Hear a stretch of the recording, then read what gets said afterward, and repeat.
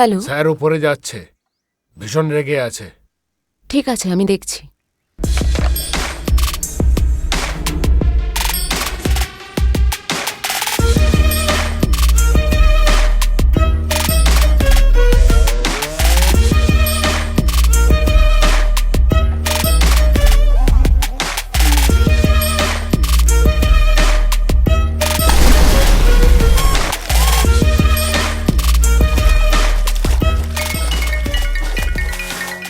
Sir factory মালিকরা এসে গেছে, আমি ওদের নিয়ে আসছি।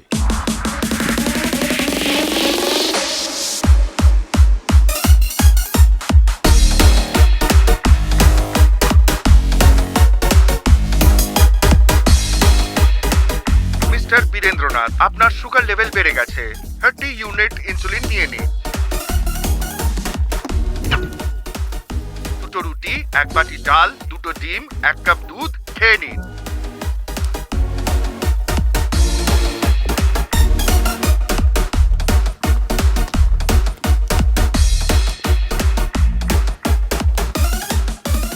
নমস্কার। যদি আপনি নির্বাচনে লড়তেন তাহলে আপনিই জয়ী হতেন। প্রশাসনিক সমিতি তো আমাদের হাতেই, চাইলে আমরা সবসময়ের মতো কার্যকরী সমিতিও এখানে রাখতে পারি। আরে ঠিক আছে, আমি মানছি গ্রামবাসীরা ওকে ভালোবাসে, ও তবুও হারতো একটা ভোটে হলেও। কেন শঙ্কর হারেনি?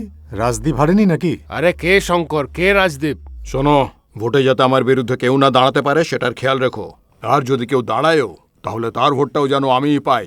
ইলেকশনে জেতার একটাই উপায় আছে, আর সেটা হলো ছাপ্পা ভোট মারতে হবে। আরে এই দেখো, ওরা সবাই মিলে আগ কেটে ফেলেছে। হ্যালো, আমি প্রকাশ বলছি। প্রকাশ? স্পিকারটা অন কর, স্পিকারটা। বলো প্রকাশ। আমাদের 4-5 জন লোক আখের ফ্যাক্টরিটা দেখতে চায়। আসতে বল। হ্যাঁ, আসতে বলো, কাল সকালে ফ্যাক্টরিতে চলে এসো। হলিউড স্টারের ছবি দেখে তোর চুল কাটানো হবে। তুমি কি রকম কাটতে চাও? দাদা, তুমি তোর যেভাবে কি বলবে পছন্দ সেভাবেই বল কেটে না। দেবো। যেরকম মানাবে সেভাবেই কেটে আরে দাও। ঠিক করে আচ্ছা, কেটে ঠিক দিচ্ছি, আছে। নতুন ভাবে। দিচ্ছি। হ্যাঁ। এক মিনিট। ঠিক আছে। প্রকাশ, হ্যাঁ, ফেলে দাও ফোন।